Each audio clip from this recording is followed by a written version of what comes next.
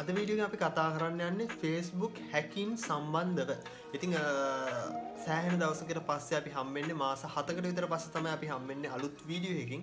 ඉතින් අර පහුගිය දවස්වල තිබ්බ ප්‍රශ්න ටිකක් නිසා වීඩියෝ කරගන්න බැරි වුණා. මොකද ඒ තරමට අර ප්‍රශ්න නෙවෙයි ඒවා අර කාර්ය බහුලත්වය වැඩි වුණ නිසා තමයි channel එක නවත්තන්න උනේ.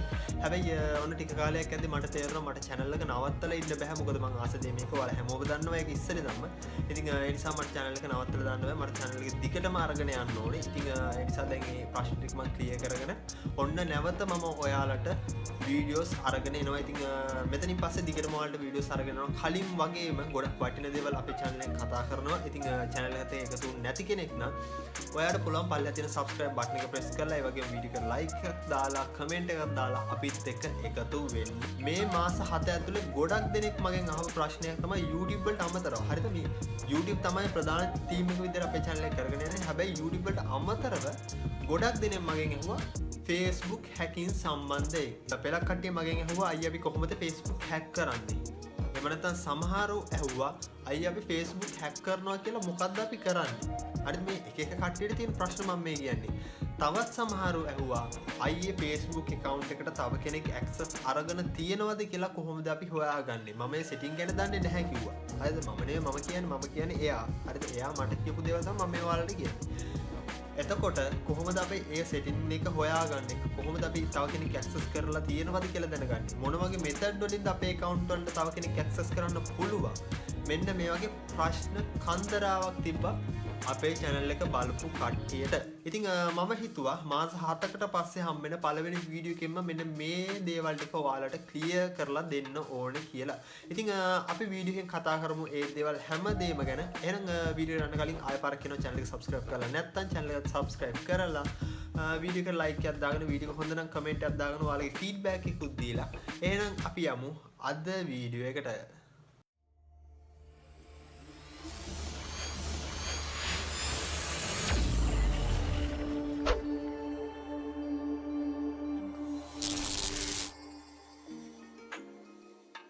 පළවෙනි ස්ටෙප් එක තමයි හැකින් කියලා අපි මොකද්ද කරන්නේ?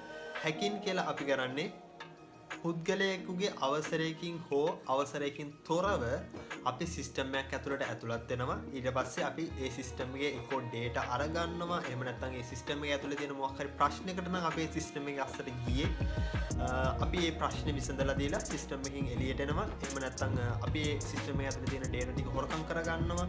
එහෙම නැත්නම් සිස්ටම් එක ක්‍රෑෂ් කරනවා.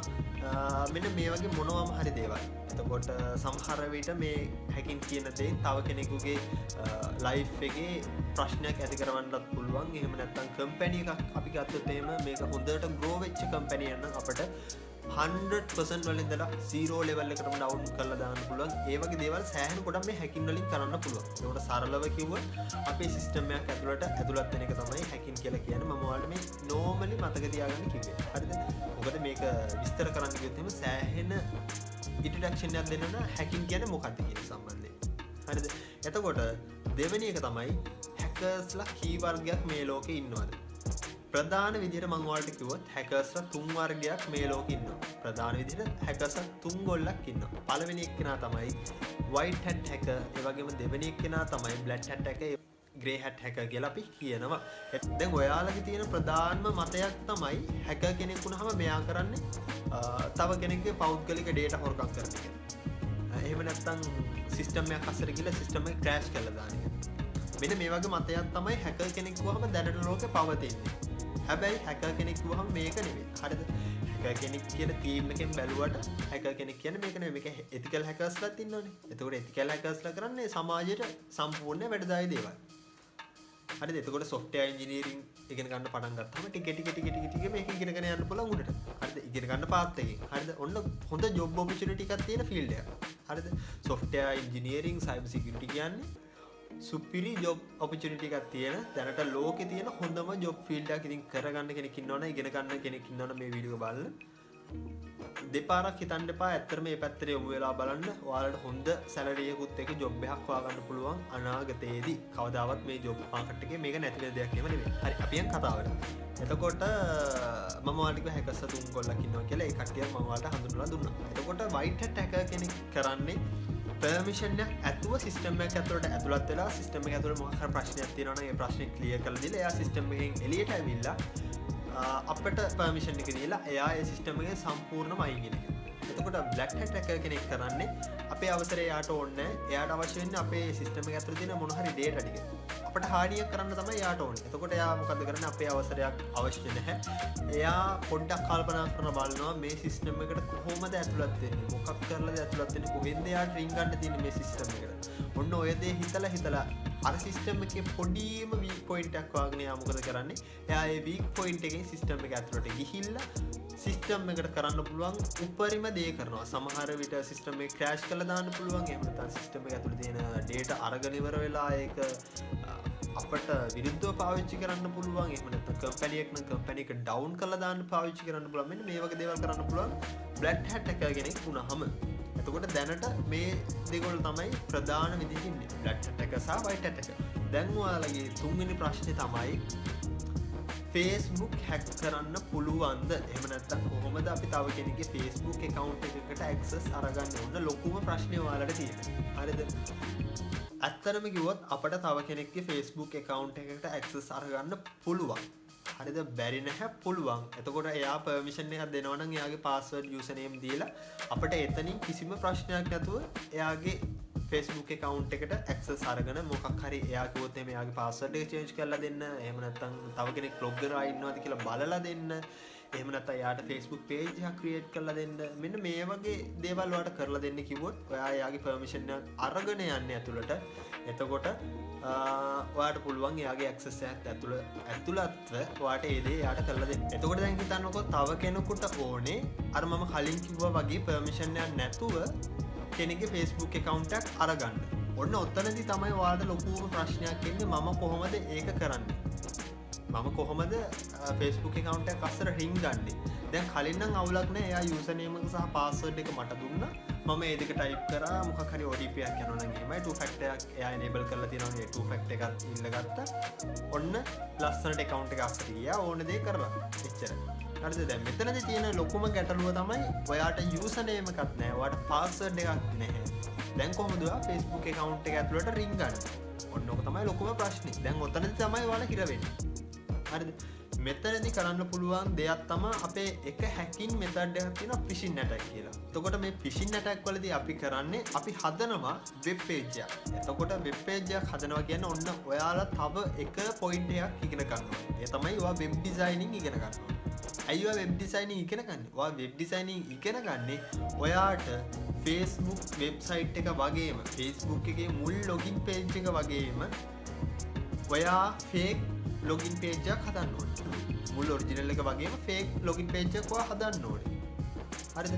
මේ හදන login page එක ඔයා යවුවහම ඒ කෙනාට කිසිම doubt එකක් නැතුව එයාටත් පේන්න ඕනේ මේක ඔරිජිනල් Facebook එක. මොකක් හරි අවුලක් වෙලා ආයෙමට username එක සහ password එක දෙන්න වෙනවා.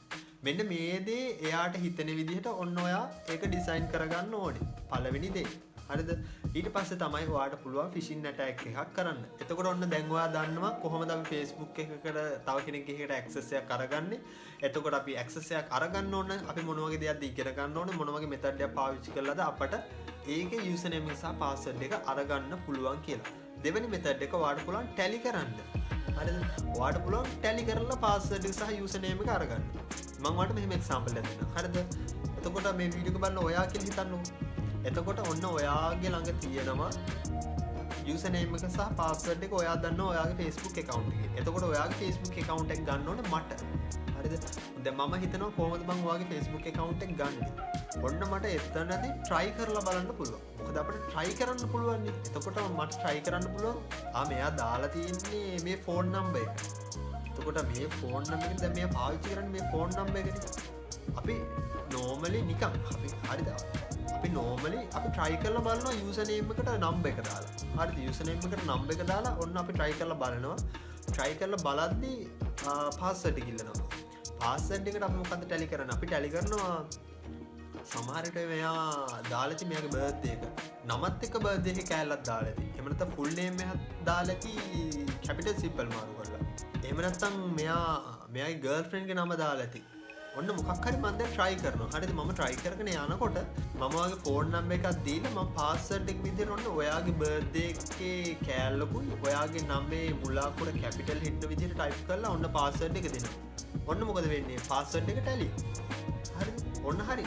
අපේ login page එකට අපිට ඔන්න access එක හම්බුණා. සමහරවිට එතනින් එහාට යද්දී ඔන්න ඔයා two factor authentication එකක් වගේ on කරලා නැත්තම් කිසිම ප්‍රශ්නයක් නැතුව අපිට Facebook එකට access එක අරගන්න පුළුවන්. හරිද? එතකොට ඔන්න ඔයාගේ Facebook account එක මගේ අතේ තියෙන්නේ. ඔන්න ඊට පස්සේ අපි ඊළඟ ප්‍රශ්නෙට එනවා. හරිද? ඊළඟ ප්‍රශ්නේ තමයි Facebook account එක ගත්තට පස්සේ අපිට මොනවද කරන්න පුළුවන්? මම මෙහෙම කිව්වොත් ඔයාගේ Facebook account එක මම ගත්තට පස්සේ ඔයා කරන හැම දෙයක්ම ඔයාගේ Facebook account එක ඇස්සේ මට කරන්න පුළුවන්. හරිද? post delete කරන්න පුළුවන්, ඊට පස්සේ අපිට uploading කරන්න පුළුවන්, ඊට පස්සේ settings වෙනස් කරන්න පුළුවන්, ඔයාගේ තියෙන password වෙනස් කරන්න පුළුවන්, username වෙනස් කරන්න පුළුවන්, ඊට පස්සේ numbers, email මේ හැම දෙයක්ම already 100%ක්. හරිද? 100%ක් ඔයා කරන දේ මට කරන්න පුළුවන්. ඒ කියන්නේ මට access එකක් තියෙන නිසා මට කරන්න පුළුවන්. ඊට පස්සේ තමයි මම Facebook account එක ගත්තට පස්සේ මට අවශ්‍යයි ඔයාට තියෙන access එක අයින් කරලා දාන්න. අන්න ඒ දේත් මට කරන්න පුළුවන්. මට පුළුවන් Facebook එකේ settings වලට ගිහින් ඉවර වෙලා ඔයාට තියෙන access එක remove කරලා දාන්න. හරිද? එතකොට මම password එක change කරලා නම් තියෙන්නේ, username එක change කරලා නම් තියෙන්නේ, දෙකම කරාට පස්සේ මම ඔයාව අයින් කරලා දැම්මම නම් access එකෙන් ඔයාට ජීවිතේට ආයේ ඒක log වෙන්න බෑ. හැබැයි ඔයාට try කරන්න පුළුවන් මොකක් හරි කරලා. හැබැයි ඔයා දන්නේ නැහැ කවුද මේක ගත්තේ, මොනවද මේකට දාලා තියෙන password, username මොනවද, ඔයා මුකුත් දන්නේ නැතුව ඔයාට ඒක කරගන්න විදිහක් නැහැ. එතකොට වාට ඒ වගේ වෙලාවකදී ෆිෂින් ඇටැක් එකක් කරන්න විදියකුත් නැහැ. මොකද ඔයා දන්නේ නැහැ කවුද මේක ගත්තේ කියන එක. එතකොට ඔන්න ඔයාට එතනදී ප්‍රශ්නයක් එනවා, මගේ account එක මට නැහැ. හරිද? හැබැයි මට තියෙනවා. දැන් ඔයාගේ account එක මල් ළඟ තියෙනවා. හරිද? එතකොට ඔයා කරපු හැමදේම මටත් කරන්න පුළුවන් ඔයාගේ account එක හරහා. ඉතින් ගොඩක් දෙනෙක් සැලකිලිමත් වෙන්න ඕනේ මේ දවස්වල Facebook පාවිච්චි කරද්දී ඔය ඉන්දියන් කාර්යය වගේ ඉන්නවා. ගොඩක් කට්ටිය ඔය ෆිෂින් ඇටැක් කරලා account අරගන්නවා. පස්සේ account වලින් එක දේවල් දානවා. හරිද? එක දේවල් දාලා personality එකටත් ඒක ප්‍රශ්න වෙනවා. වගේ දුරට යනවා. හරිද? ඒක නිසා ගොඩක් වෙලාවට ගෑන් ළමයි, විශේෂයෙන්ම ගෑන් ළමයි, ඒ වගේම පිරිමි ළමයි දෙකොල්ලම. හරිද? දෙකොල්ලම. මම කියන්නේ විශේෂයෙන්ම ගෑනු ළමයි. මොකද account එක පාවිච්චි කරද්දී මේ කට්ටිය security එක ගැන knowledge එක බිඳුවයි. 0 level එකක knowledge එකක් තියෙන්නේ. Facebook පාවිච්චි කරනවා. හැබැයි Facebook පාවිච්චි කරනවට විතරයි. හරිද? මේකේ settings එකක් ගැන මොකද්ද? කරන්න පුළුවන් ලොකුම privacy එක තමයි ගිහින් Facebook account එක lock කරලා දානවා. එතනින් එහාට කිසිම දෙයක් නැහැ. පාස්වර්ඩ් එකක් කොහොමද දාන්නේ? ID එකක් නැහැ. two factor එකක් කොහොමද දාන්නේ? ID එකක් නැහැ. ලොග් වෙලා තියෙන device මොනවද? ඒවා බලන්නේ කොහොමද? ID එකක් නැහැ. කිසිම දෙයක් ID එකක් නැහැ. simply විදිහට ඔන්න තව කෙනෙකුට account එක අරගෙන ඒක යාගේ personality එකට ගොඩක් ලොකු ප්‍රශ්නයක් ඇති වෙන විදිහට හසුරවන්න පුළුවන්. ඒක නිසා ගොඩක් විශේෂයෙන් ගෑනු ළමයි මේ වීඩියෝ එක බලනවා නම් පොඩ්ඩක් Facebook setting ගැන අප්ඩේට් එකක් වෙන්න. අප්ඩේට් එකක් වෙන්න කියන්නේ මේ YouTube එකේ ඕන තරම් වීඩියෝස් තියෙනවා. ඔයාලට පුළුවන් ඒ වීඩියෝස් බලලා ඒ ගැන අප්ඩේට් එකක් දැනගන්න. ඉතින් මේ වීඩියෝ එක බලපුවා ඔයාලට තියෙන ප්‍රශ්නයක් තමයි මම මේ වීඩියෝ එකෙන් කතා කරේ නැහැ නේ Facebook එක හැක් කරන්නේ කොහොමද ෆිෂින් ඇටැක් එකක් කරන්න වෙබ්සයිට් එක හදාගන්නේ මේ දේවල් කතා කරේ නැහැ නේ. ඔව් මම මේ දේවල් කතා කරේ නැහැ මේ වීඩියෝ එකෙන්.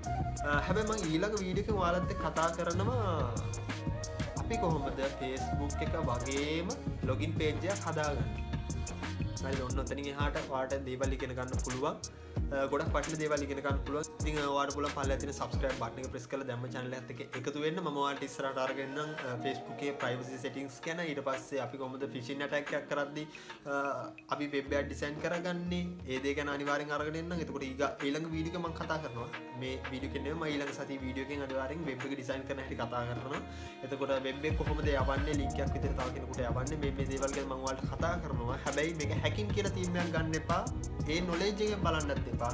ඔයාලා දෙයක් ඉගෙන ගන්න කැමති නම් ඒ කැමති මිනිස්සු විදිහට මේ වීඩියෝ එක බලලා ඉවර වෙලා මේ channel එකට එකතු වෙලා ඉන්න. මොකද මම ඇත්තටම ගොඩක් සතුටු වෙනවා ඒ විදිහට දෙයක් ඉගෙන ගන්නවා නම් තව කෙනෙකුගේ personality එකට හානියක් කරන්න යන්න එපා. කොයිම වෙලාවකවත් තමන් ඉගෙන ගත්ත දේ තමන්ට වැඩක් ඇති විදිහකට, තමන්ට ඵලදායීතාවයක් ඇති විදිහකට කරගෙන යන්න. එහෙමනොත් මම දිගට වීඩියෝස් අරගෙන එනවා. ඉතින් එහෙනම් අද සරලව කතා කරා හැකිය කෙනෙක් කියන මොනවද, හැක කෙනෙක් කරන්නේ මොකක්ද, සාකී වගේ හැකර්ස්ලා ඉන්නවද, Facebook එකට access එකක් ගන්න පුළුවන්ද, access එකක් අරගත්තට පස්සේ මොන වගේ දේවල්ද අපිට කරන්න පුළුවන්. මෙන්න මේ දේවල් ගැන අද වීඩියෝ එකෙන් කතා කරා. ඉතින් එහෙනම් ඊළඟ වීඩියෝ එකේ අපි හම්බෙමු Facebook එකේ login page එක හදන්නේ කොහොමද කියලා කතා කරන්න. එහෙනම් අද ගිහින් නම් ඔයාලට සුබම සුබ දවසක් channel එක subscribe කරලා නැත්නම් ආයෙ පාරක් කියන channel එක subscribe කරලා වීඩියෝ එකට like එකක් දාලා ඒ වගේම comment එකකුත් දාගෙන channel එකත් එක්ක එකතු වෙන්න. එහෙනම් ඊළඟ වීඩියෝ එකේ හම්බෙන්නම් ඔයාලට සුබම සුබ දවසක්.